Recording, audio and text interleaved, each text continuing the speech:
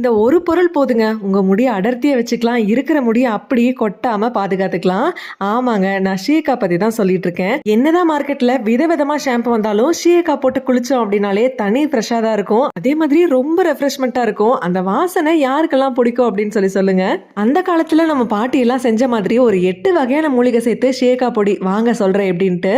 ஷேகா நல்லா இந்த மாதிரி வாங்கிக்கோங்க. வாங்கி நல்லா வெயில காய வச்சு எடுத்துக்கோங்க. உடைச்சா நல்லா பட்டு பட்டுன்னு உடையணும். அந்த அளவுக்கு காய வச்சு எடுத்துக்கோங்க. அது கூட பாசிப்பயிறு ட்ரை பண்ணி எடுத்துக்கோங்க. ஸ்கேல்ப கிளீனா மெயின்டைன் பண்றதுக்கு ஆம்லா சேர்த்துக்கோங்க. நல்லா காஞ்சிருக்கணும். ஹேர் நல்லா வாசனையா இருக்கிறதுக்காக வெட்டி வேர் சேர்த்துக்கலாம். பூந்தி கொட்டை நல்ல ஹேரை ஸ்ட்ராங்கா வச்சுக்கும். ஹேண்ட்ரஃப் கண்ட்ரோலுக்காகவும் நல்லா கூலிங்கா இருக்கிறதுக்காகவும் வெந்தயம் சேர்த்துக்கிறோம். இது எல்லாமே நல்லா ட்ரை பண்ணி வெயில காய வச்சு எடுத்து வச்சுக்கோங்க. அது கூட ட்ரை பண்ண 3 வகையான பூக்கள் சேர்க்க போறோம். ரோஜா இதழ், ஆவாரம் பூ, செம்பருத்தி பூ. இந்த 3 பூக்களையும் நல்லா ட்ரை பண்ணிட்டு மெஷின்ல கொடுத்து அரைச்சு எடுத்து வச்சுக்கோங்க. அவ்வளவுதாங்க. சூப்பரா ஷேகா பவுடர் வந்து வீட்லயே ரெடி பண்ணியாச்சு. இந்த ப்ராசஸ் எல்லாம் செய்யறதுக்கு டைம் இல்ல அப்படின்னு நீங்க நினைச்சீங்க அப்படின்னா இதே மெத்தட்ல ஃபிட் அண்ட் ஃபுட்ல வந்து செஞ்சு கொடுத்துட்டு இருக்காங்க.